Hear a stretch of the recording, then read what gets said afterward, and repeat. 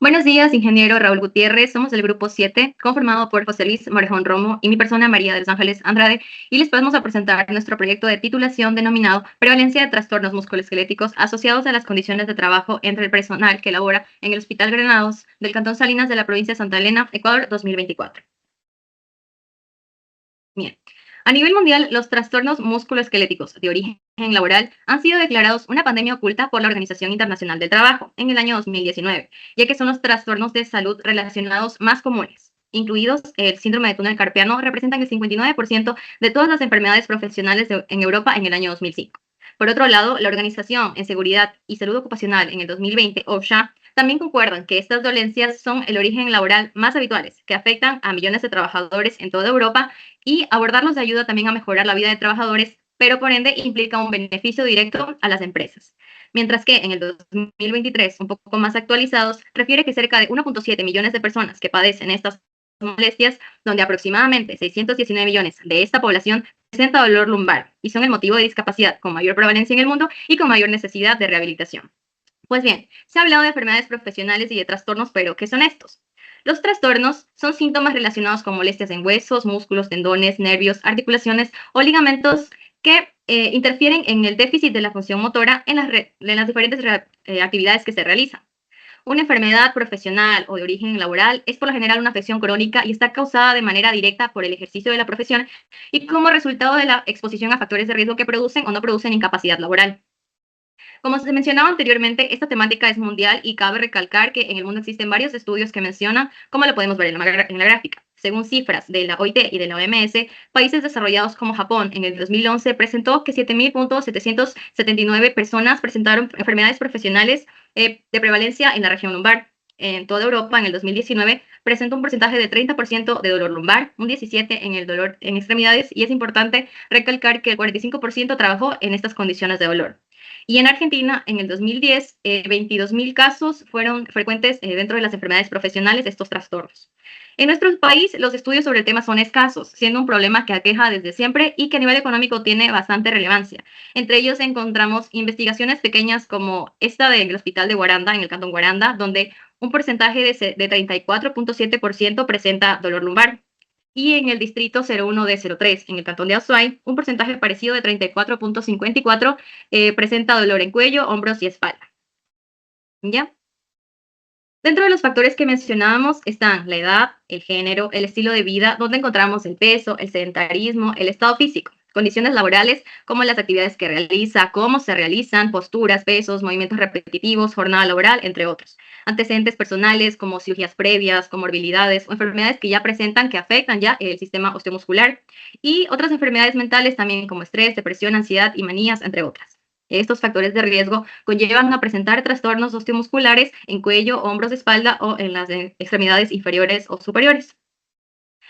Por ende, consecuencias que limitan la movilidad y la destreza del trabajador, afectando su calidad de vida, lo que provocará jubilaciones anticipadas, menor nivel de bienestar y una menor capacidad de participación social. Costos indirectos, es decir, ausentismo laboral o pérdida de productividad para las empresas, donde también está altamente asociadas con un deterioro significativo de la salud mental y de las capacidades funcionales. Ahora bien, adentrándonos un poquito más en el tema de nuestra tesis, vamos a presentar a continuación los objetivos de investigación que nos hemos planteado. Tenemos el objetivo general, que es determinar la prevalencia de los trastornos asociados a las condiciones de trabajo del personal del hospital. Los específicos, perdón, los específicos, identificar los trastornos más frecuentes, analizar las condiciones de trabajo en las que se desarrollan las molestias osteomusculares y, una vez realizado este estudio, utilizarlo para mejorar las condiciones laborales dentro del hospital. La pregunta de investigación que nos planteamos fue: ¿qué prevalencia tienen los trastornos osteomusculares asociados a las condiciones de trabajo en el hospital? Y la hipótesis que vamos a rechazar o que vamos a aceptar es: ¿las condiciones de trabajo en las que se encuentra el personal del hospital contribuyen o no a la presencia de trastornos musculoesqueléticos? En la metodología, el método de investigación de este estudio es de diseño observacional, descriptivo, de corte transversal.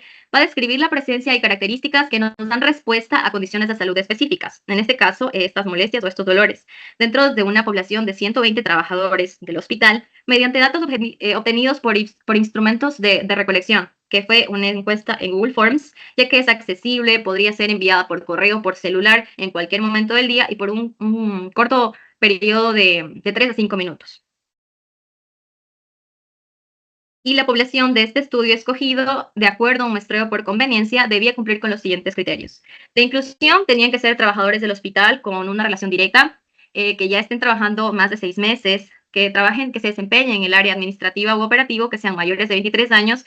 Y para los criterios de exclusión tenemos antecedentes clínicos o quirúrgicos como operaciones traumatológicas o enfermedades como fibromialgias ya diagnosticadas con antelación, profesionales que realicen deporte como halterofilia, ya que esto lleva a levantamiento de peso extremo y por ende consecuencias conocidas, y también que sean estudiantes o pasantes. A continuación, continúa mi compañero que va a hablar un poco más de la metodología, los resultados y las recomendaciones para nuestra tesis. Buenos días. Seguiremos con la presentación. A continuación explicaremos mejor un poco el proceso de cómo fue la elaboración de la respectiva encuesta y del estudio. Iniciamos primero analizando las dos componentes de nuestro cuestionario, que están compuestos por las condiciones de trabajo de salud para Latinoamérica, con una combinación de algunas preguntas del cuestionario nórdico de Cobrinca. Se seleccionaron en el primer grupo de las condiciones de trabajo a los datos especialmente sociodemográficos y las condiciones de trabajo, mientras que para la sintomatología musculoesquelética hemos escogido el cuestionario nórdico. ¿Cómo fue elaborada esta encuesta? Fue realizada en la plataforma de Google Forms con preguntas que eran obligatorias de responder para evitar un sesgo de mal llenado o de encuestas incompletas por parte de los usuarios. Esta encuesta fue compartida a través de la red social de WhatsApp y el correo institucional a través de un link o una liga de enlace que le llevaba a los participantes directamente a la encuesta. La recolección de datos se llevó a cabo durante el total de una semana, llegando a compartirse hasta 120 respuestas completas.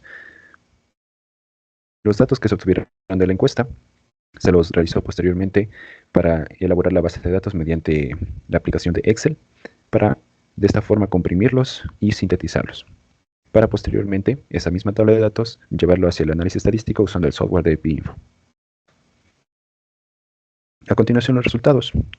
A continuación le presentaremos 4 tablas.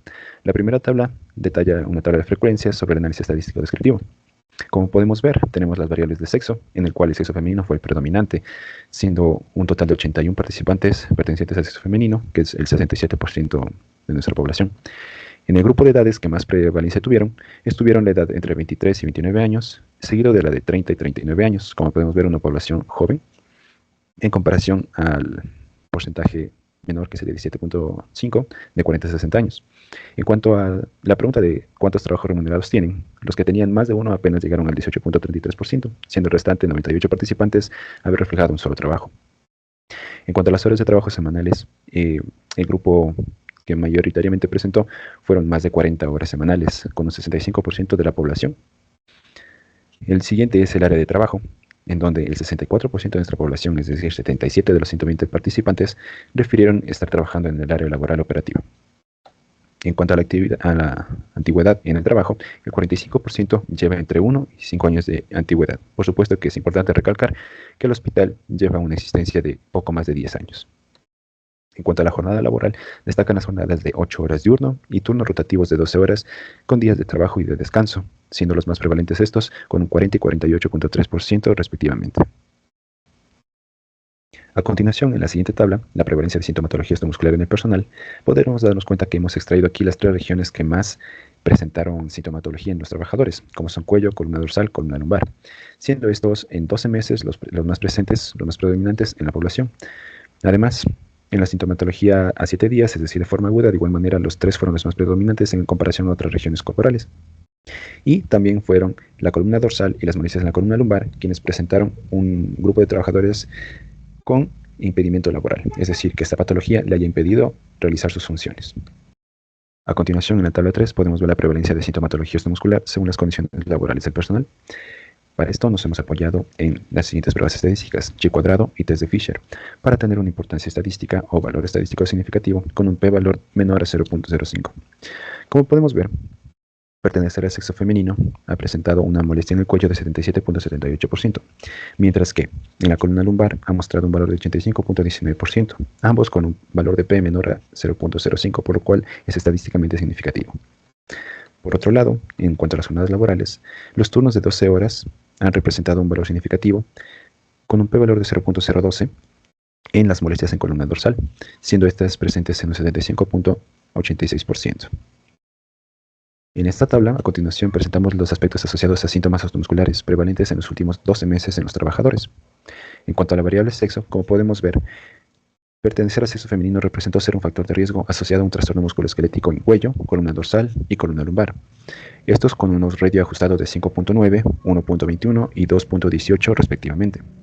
En la variable edad podemos apreciar que han presentado en los rangos de edad se extendió una mayor prevalencia de trastornos musculoesqueléticos en la columna lumbar en los rangos de 30 a 39 años y 40 a 60 años, con unos ratio ajustados de 2.9 y 6.5 respectivamente.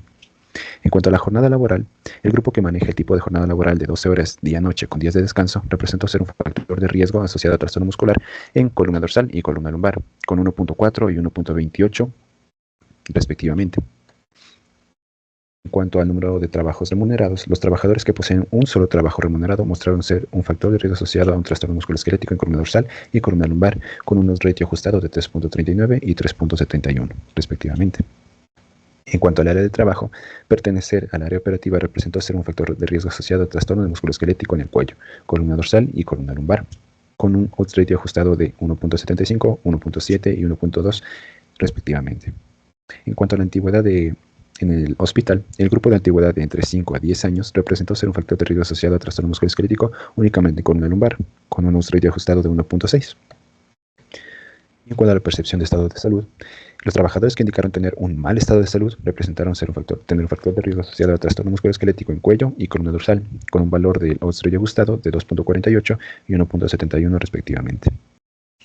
Continuando con la discusión, como pudimos observar, los encuestados son predominantemente jóvenes, con educación técnica o superior, trabajan largas horas en condiciones operativas con frecuencia cambiante y experimentan una autopercepción generalmente positiva de su salud. Sin embargo, enfrentan desafíos ergonómicos y de salud relacionados con las condiciones de trabajo y el ambiente laboral, mismos que generan problemas significativos a largo plazo y con un impacto en sus labores del trabajo. Entonces, como podemos comparar, existen estudios actuales de Medeni en 2024 y Pinos en 2023, en donde se muestra una alta prevalencia de enfermedad osteomuscular lumosacra entre personal de salud del hospital. Estos estudios guardan relación con nuestro estudio, ya que revelaron una alta prevalencia de estas enfermedades con factores como la carga física, las posturas mantenidas durante largos periodos de tiempo y el estrés laboral, que fueron contribuyentes significativos.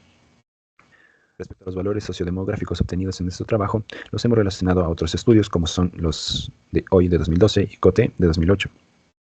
Los datos actuales muestran que las mujeres representan una mayor prevalencia de síntomas en el cuello y la columna lumbar en comparación con los hombres. Esto es consistente con los estudios previos como los mencionados en COTE y, en cambio, los estudios de hoy 2012 han encontrado que las mujeres tienden a reportar más síntomas musculoesqueléticos que los hombres, teniendo riesgo significativamente mayor de padecer dolor de cuello crónico y una mayor prevalencia de dolor lumbar, lo cual concuerda con los resultados actuales. En cuanto a la prevalencia de síntomas musculoesqueléticos, según su rango de edad, este tiende a variar con la edad. En los datos actuales, los síntomas en el cuello son más comunes en el grupo de entre 23 y 29 años, mientras que los síntomas en la columna lumbar son más frecuentes en el grupo de 40 a 60 años. Esto coincide con estudios anteriores que sugieren que los jóvenes adultos, particularmente aquellos en edades productivas, son susceptibles a trastornos del cuello debido a factores laborales y de estilos de vida. Por otro lado, para el dolor lumbar, estudios como el de hoy 2012 muestran que la prevalencia aumenta con la edad alrededor de los 60 años, lo que es coherente con los hallazgos obtenidos. Por otro lado, tenemos que el nivel de instrucción parece tener una correlación con la prevalencia de síntomas. En el presente estudio, aquellos con educación general básica y bachillerato incompleto reportaron más síntomas en el cuello y la columna dorsal. Esto se alinea con las investigaciones que sugieren que un menor nivel educativo está asociado con una mayor prevalencia, posiblemente debido a trabajos más físicos y menos oportunidades de acceso a atención médica y prevención, como el estudio realizado por Mayer en 2012. Por otro lado, en cuanto a las jornadas laborales, las horas trabajadas y la prevalencia de síntomas es notable. Los turnos de 12 horas están significativamente asociados con una mayor prevalencia de síntomas en la columna dorsal y trabajar más de 40 horas semanales se relaciona con una mayor prevalencia de síntomas en la columna lumbar. Estos hallazgos son consistentes con los estudios como el de Caruso en 2004, que encontró que jornadas laborales y extenuantes están vinculadas a una mayor incidencia en problemas musculoesqueléticos debido a la fatiga y al estrés físico acumulado. Además, algo importante que aporta nuestro estudio es que los datos indican que tanto funcionarios administrativos como operativos tienen una prevalencia similar de síntomas musculoesqueléticos. Tanto los trabajadores sedentarios como los físicos pueden contribuir al dolor lumbar debido a posturas mantenidas y movimientos repetitivos. La antigüedad de trabajo también incluye a la prevalencia de síntomas, siendo mayor en aquellos de 1 a 5 años de antigüedad, lo que podría reflejar una fase de ajuste y adaptación al entorno laboral y las demandas físicas. A continuación, nuestras conclusiones y recomendaciones. Se vio que los trabajadores son predominantemente jóvenes, con educación técnica superior, y trabajan largas horas en condiciones operativas con frecuencia cambiante y experimentan una autopercepción general positiva de su salud. Además, los problemas más significativos a largo plazo y con impacto en el trabajo se encuentran principalmente en molestias en el cuello, columna dorsal y columna lumbar. Pertenecer al área operativa mostró ser un factor de riesgo mayor para desarrollar sintomatología osteomuscular. Además, las jornadas prolongadas de trabajo también indicaron ser un factor de riesgo para este grupo. Además, se recomienda implementar programas de educación ergonómica con el fin de mejorar las condiciones de los trabajadores en el hospital. Además, se recomienda realizar inspecciones o evaluaciones sobre las condiciones de trabajo en el hospital, esto con el mismo fin de la práctica anterior, mejorar las condiciones de trabajo, especialmente a través de las inspecciones para los trabajadores. Además, se recomienda realizar estudios con mayor tamaño de muestras en diferentes instituciones de salud, esto con el fin de tratar de extrapolar los resultados obtenidos y volverlos de una manera más general hacia nuestro entorno. Gracias.